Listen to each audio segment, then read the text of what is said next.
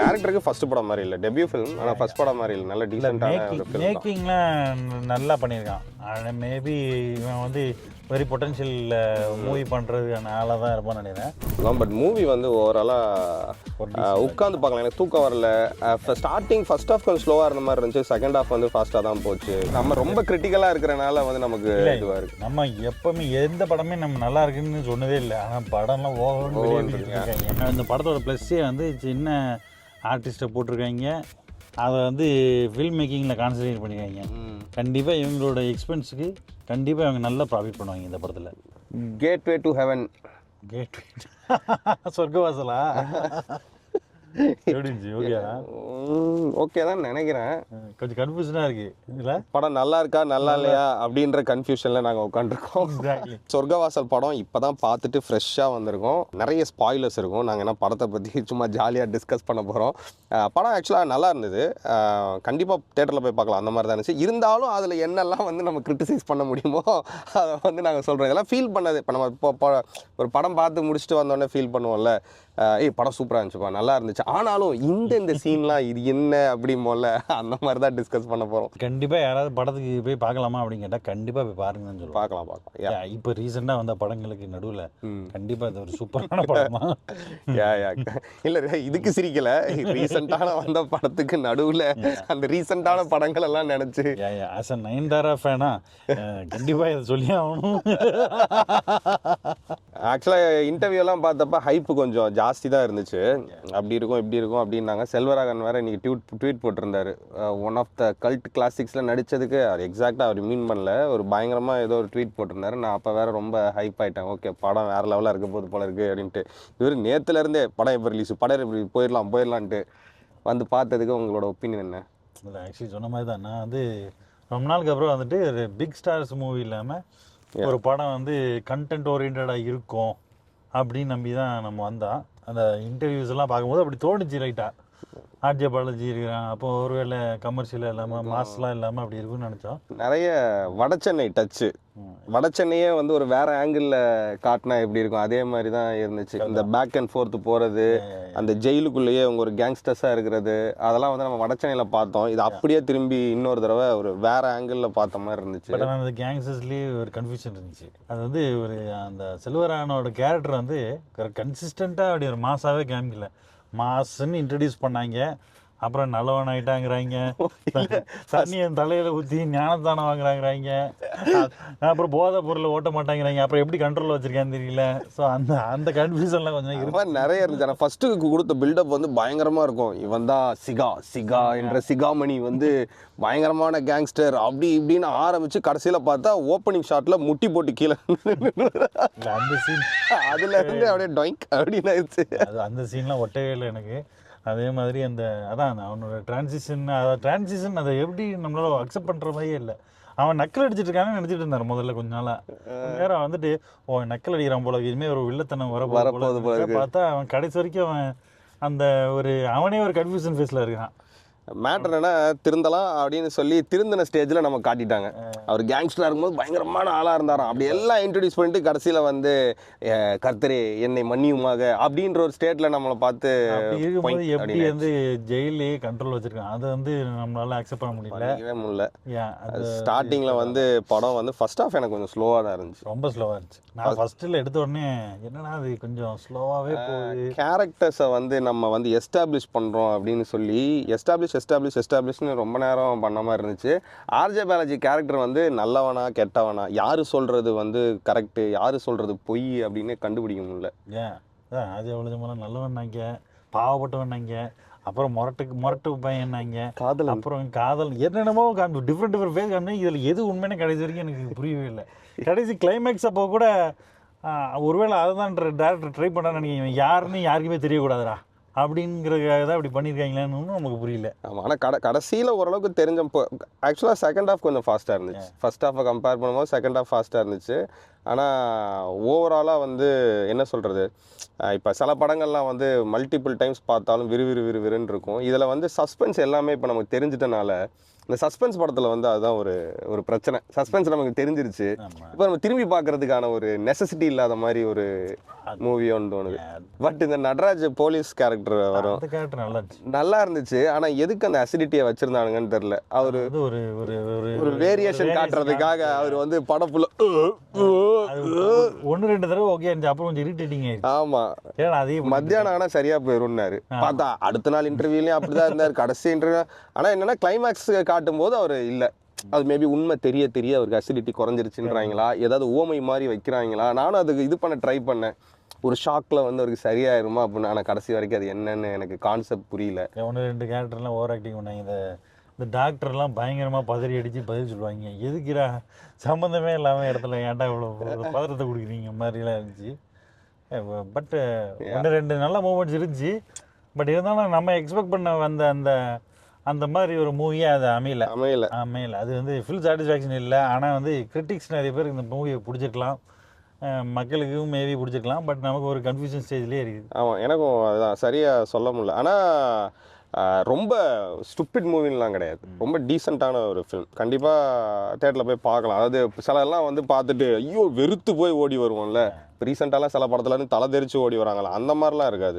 இப்போ பார்த்த படத்துக்கு ரீசெண்டாக பார்த்த படத்தில் ஒரு லெவலுக்கு டீசெண்டான மூவி தான் இது. ஸோ அதனால் கண்டிப்பாக பார்க்கலாம். ஆனால் இது எனக்கு பெருசாக இம்பாக்ட்ஃபுல்லாகவே இல்லை. மியூசிக், படத்தில் பாட்டு கிடையாது, ஆனால் மியூசிக் வந்து இப்போ ஓகே பிஜிஎம் தான் படத்தில் ஃபுல்லாக இருக்குன்னா, சில படத்துலலாம் பிஜிஎம் வந்து அப்படியே தெரிக்கும். சாம்சியஸ்லாம் போட்டால் வேறு லெவலில் மியூசிக்காக இருக்கும். இப்போ கைதியில் அந்த மாதிரி நிறைய படத்தில் கிறிஸ்டோ சேவியர் வந்து தான் மியூசிக் போட்டிருக்காரு. அண்ணன் வந்து அனிருத் மியூசிக் அப்படின்னு நினச்சிட்டு வந்தார். அந்த அளவுக்கு நாங்கள் வெல் ப்ரிப்பேர்டாக வந்தோம். ஆக்சுவலி என்னன்னா அனிருத்தோட ஃப்ரெண்ட்ஸு அவன் ப்ரொமோஷன் அவங்க அப்பாவும் நடிச்சிருக்கிறாருல்ல. கரெக்டாக இந்த போலீஸ் எஸ்பி வந்து அவன் கெட்டவனா நல்லவனான்னு கடைசியாக முடிக்கும் போது ஒரு குட்டி கன்ஃபியூஷன் ஆகிடுச்சு. முதல்ல கெட்டவன் மாதிரி காமிச்சாங்க, கடைசி கன்ஃபியூஷனாக இருக்கு.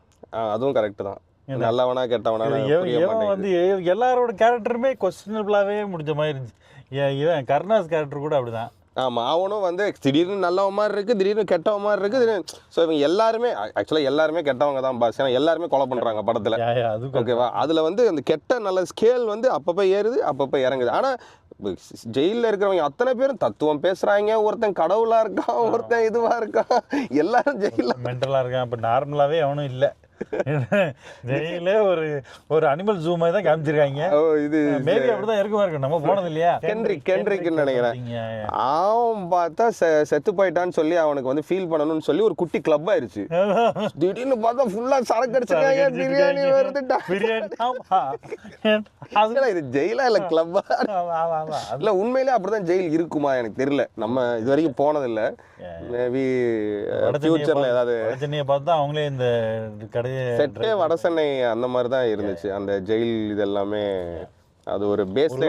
வடசென்னை பார்க்காம இருந்திருந்தா இது ஒரு ஃப்ரெஷ் ஃபீலிங் கொடுத்துருக்குமா என்னமோ தெரியல, இருக்கலாம். பட் இருந்தாலுமே எனக்கு நம்ம செல்வராகவன் கேரக்டர்லாம் வந்து எனக்கு பெருசா கண்டிப்பா இந்த கிக் இல்லை. அதாவது கெத்தான ஆளுப்பா அப்படின்ற மாதிரி பார்த்தா. அந்த கடைசியாக ஒரு தனுஷ் படம் வந்துச்சுல்ல, அதில் ஒரு கேரக்டர் வரும்ல. அப்புறம் என்ன, தனுஷ் இப்போ ஒரு படத்தை எடுத்த டைரக்ட் பண்ணானே, ஆமாம், அதில் ஒரு கேரக்டர் ஒன்றும்ல, அதே மாதிரி பேசுகிற மாதிரியே இருந்துச்சு. ஆமாம். ஆனால் அவன் தான் பெரிய மாஸ் வில்லன் அப்படிதான் ப்ரொஜெக்ட் பண்ணுறாங்க ஸ்டார்டிங்கில். பட் அதுக்கப்புறம் அந்த கேரக்டரை பார்த்தா அந்த இது ஃபீலிங் வர மாட்டேன். ஆமாம். ஆனால் இப்போ ஃபஸ்ட்டு டேரக்டருக்கு ஃபஸ்ட்டு படம் மாதிரி இல்லை, டெபியூ ஃபிலிம். ஆனால் ஃபஸ்ட் படம் மாதிரி இல்லை, நல்ல டீசெண்டான மேக்கிங்லாம் நல்லா பண்ணியிருக்கான். ஆனால் மேபி இவன் வந்து வெரி பொட்டன்ஷியல் மூவி பண்ணுறதுக்கான ஆளாக தான் இருப்பான்னு நினைக்கிறேன். ஆனால் அந்த எஸ்பி கேரக்டர் சூப்பரான கேரக்டர். ஆக்சுவலாக மலையாளத்தில் வந்து காமெடியானா தான் நான் பார்த்துருக்கேன். மேபி இப்போ வேறு இது நடிச்சிட்டாரா என்னன்னு தெரியல. பிரேமம் படத்துலலாம் வந்து செம்ம கேரக்டரில் வருவான்.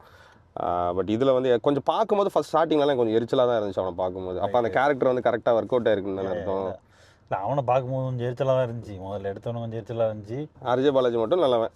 அவனை எந்த இடத்துலையும் எஸ்பியை குத்தி கொண்டதில் மட்டும்தான் வந்து இதாக இருந்துச்சு. அதுவே நடந்ததா இல்லையான்னு தெரியலன்ட்டாங்களே, அப்படி தானே முடிச்சாங்க. அப்படிதான் நம்ம புரிஞ்சுக்கிட்டோம். நடந்தது அது யாரும் சொன்னா அந்த கதையை யாரும் சொல்லலை, நினைச்ச மாதிரி. எனக்கு அது வேற ஒரு இது, எஸ்பியை குத்துனது யாரு அப்படின்னு சொல்லி யாரு கருணாஸை கேட்குறாங்க, ஆர்ஜே பாலாஜியை கேட்குறாரு, மிஸ்டர் நடராஜன் கேட்குறாரு. ஆனால் குத்தும்போது அங்கே ஒரு 50 பேர் நின்னாங்க. ஏன் அதில் ஒருத்தங்க கூடவா சொல்லலை? விசாரிக்கிறது வந்து இப்போ இவங்களை மட்டும்தான் விசாரிக்க, அந்த ஜெயிலில் மற்றவங்களெல்லாம் விசாரிக்க மாட்டாங்களா? இல்லை அந்த இடத்துல என்ன நடந்துச்சு, எஸ்பியை குத்துனது யாரு, எஸ்பியை குத்திட்டாங்க, அது கண்டிப்பாக கண்டுபிடிக்கணும், விட்டு வெளுத்து வாங்கிடுவாங்கல்ல. அதில் ஒருத்தங்கிட்ட வந்து எந்த 4 பேர் பார்த்தின்னு சொல்லியிருந்தா முடிஞ்சு போச்சுல்ல. நாக்க வெட்டினது இவன் தானே கன்ஃபார்ம் ஆயிடுச்சு. கன்ஃபார்ம் தான். அவன் ஊர்லேருந்து வெளியே வர முடியாது பேசிக்காக மேட்ரு. அதுவும் வந்து ஒரு அப்புறம் அந்த இவனுக்கு வந்து மணிக்கு ஆர்ஜே பாலாஜி மேலே பயங்கர பகை, ரைட்டா? கரெக்டு. 2-3 தடவை கொல்றதுக்கு வருவான், சான்ஸ் கிடைச்சாலும் கொல்ல மாட்டான். கடைசியில வந்து அண்ணனை வந்து இவன் தான் பவுடர் போட்டிருக்கான் கொன்னுட்டான்ற அளவுக்கு தெரியுது, ஆனா இப்படி கீழே இருப்பான். அண்ணே அண்ணே குக்கரை கொண்டுட்டாங்க இன்னொன்னு அப்படின்னு விட்டுட்டு அந்த பக்கம் கிளம்பிடுவாரு. குக்கர் சமையல் மட்டும் தான் ஒன்றா, வேறு எதுவுமே பண்ணல. அவனுக்காக ஏன் இவ்வளோ பெரிய துரோகியை வந்து விட்டுட்டு போகலான்னு தெரியல. அவர் குக்கர் வேற அடுத்த நல்ல கேரக்டர் தான், பாலாஜி சக்திவேல் தான் குக்கர் கேரக்டரு. பஷீர் பாய்ன்னு நினைக்கிறேன்ல, பஷீர் பாய். அவர் வந்து அப்பப்போ ஆர்ஜே பாலாஜி ஏதாவது சொல்லும்போது, ஏதாவது ஆர்ஜே பாலாஜி யாராவது அட்டாக் பண்ணிட்டாங்கன்னு, டேய் நான் யாருனால இது ஏன் இடம்டா, யாராவது கிட்ட வந்தீங்க அப்படிம்பாரு. அடுத்த சீன்லேயே ஏதாவது பண்ணுவானுங்க, திரும்பி யாராவது எங்க கிட்ட வந்தீங்க கொண்டுறா. 3வது தடவை இதுதான் கடைசி வாரு, ஏதாவது பண்ணுங்க பஷீர் பாய். அதுவும் வந்து நோட் பண்ணீங்களா? அது ஒரு நல்ல ஏதோ ட்ரை பண்ணிக்காங்க சொன்னா சொல்லிட்டே போகலாம். பட் ஒரு டீசெண்டான மூவி தான். கொஞ்சம் ஃபிளாஸ் எல்லாம் மன்னிச்சு விட்டுறேன். நம்ம பெரிய பெரிய படத்துலலாம் எவ்வளோ ஃபிளாஸை மன்னிச்சு விட்டு இல்லை, அதை தான் சொன்னேன். இது நம்ம சும்மா இப்போ காமெடிக்கு பேசுகிறனால அதெல்லாம் வந்து சொல்லிட்டு இருக்கோம். பட் மூவி வந்து ஓவராலாக உட்காந்து பார்க்கலாம். எனக்கு தூக்கம் வரல. ஸ்டார்டிங் ஃபர்ஸ்ட் ஹாஃப் கொஞ்சம் ஸ்லோவாக இருந்த மாதிரி இருந்துச்சு, செகண்ட் ஹாஃப் வந்து ஃபாஸ்ட்டாக தான் போச்சு. எல்லாரும் நல்லா தான் நடிச்சிருக்காங்க. அந்த ஹீரோயின் அவெல்லாம் நல்லா தான் நடிச்சிருந்தாங்க, டீசெண்டாக தான் நடிச்சிருந்தான். மற்றபடி எல்லாருமே அவங்க இப்போ நிறைய கேரக்டர்ஸ் நல்லா பண்ணியிருந்தாங்க படத்தில். ஆர்ஜே பாலாஜியுமே டீசெண்டாக தான் பண்ணியிருந்தான் படம் ஃபுல்லாக. ஒரு வழக்கமாக நம்ம பார்க்குற ஆர்ஜே பாலாஜி மாதிரி இல்லாமல் கொஞ்சம் யதார்த்தமாக ட்ரை பண்ணியிருக்கான். எனக்கு இந்த சீன் பிடிச்சிருந்துச்சு. அமைச்சர் வந்து வந்துடுவார் ஜெயிலுக்கு, வந்த உடனே எஸ்பியை உள்ள கேட்குறாங்க, கொடுத்து அனுப்பி உள்ள ஆட்சியே கவலை போகுது, எஸ்பி கேட்டு எஸ்பி அங்கிருந்து பார்ப்போம், என்னடா சொல்றீங்க. அந்த சீன் நல்லா இருந்துச்சு.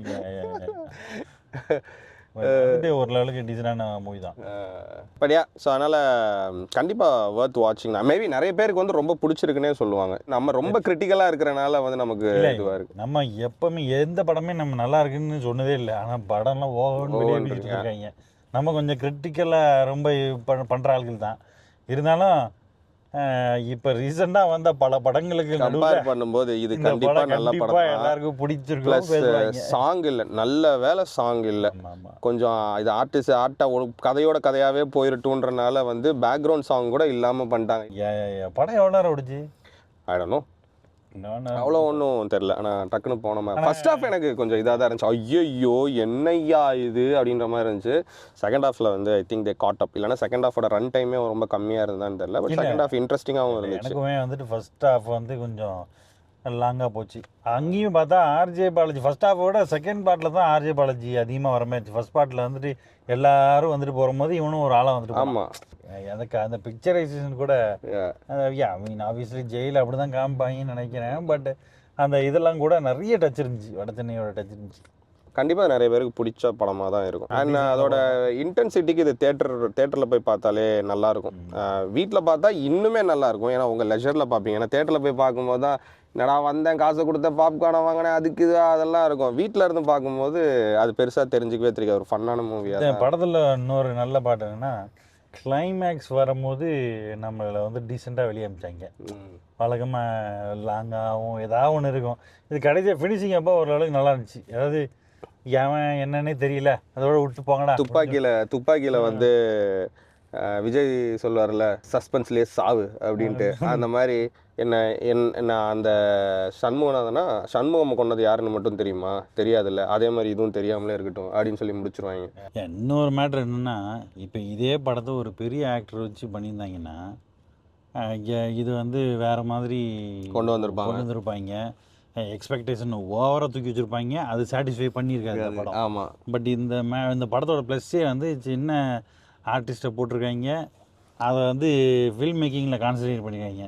கண்டிப்பாக இவங்களோட எக்ஸ்பென்ஸுக்கு கண்டிப்பாக இவங்க நல்லா ப்ராஃபிட் பண்ணுவாங்க இந்த படத்தில். நல்ல படம் ஓடும் தான் நினைக்கிறேன், நானும் ஓடும் தான் நினைக்கிறேன். நான் இந்த படத்தில் வச்சிருந்த ஒன் மோர் கான்ஃபிடன்ஸ் வந்து ஆர்ஜே பாலாஜி டைரக்ட் பண்ணுற படம் எல்லாமே சூப்பராக இருக்குது. அதாவது உண்மையிலே ரொம்ப மல்டிபிள் டைம்ஸ் வாட்ச் பண்ணுற மாதிரி வர்த்தி மூவியாக இருக்கும். ஸோ அப்போ கதை கேட்கும்போது ஒரு ஸ்டூப்பிடான கடையில் போய் லாக் ஆக மாட்டாருன்ற ஒரு நம்பிக்கை இருந்தது. அதே மாதிரி ஆர்ஜே பாலாஜி இந்த படத்தில் ஃபுல் த்ரூ அவுட்டாக பார்க்கும்போது நமக்கு ஒரு காமெடியன் ஃபீலிங்கே வரல. வரல இல்லை, ஒரு சீரியஸாக அவன் ஃபேஸு, அவன் மேனரிசம், ஆக்டிங் எல்லாமே வந்து பக்காவாக இருந்துச்சு. இல்லை உண்மையிலே ஆர்ஜே பாலாஜி வந்து பெஸ்ட்டுன்னு சொல்லலாம். ஏன்னா வந்து அவன் வந்து அப்படியே சட்டிலாகவே ப்ளே பண்ணி எங்கேயும் வந்து ஒரு ஹீரோயிசம் அந்த மாதிரி எதுவுமே வரல. மேபி அவன் கேரக்டர் அப்படி தான், ஸ்டில் அந்த ஆக்டிங் வந்து நல்லா பண்ணியிருந்தான். அவ்வளோதான் கைஸ். ஸோ நீங்களும் படம் பார்த்துட்டு எப்படி இருந்ததுன்னு சொல்லுங்கள். தேங்க்யூ, பாய்.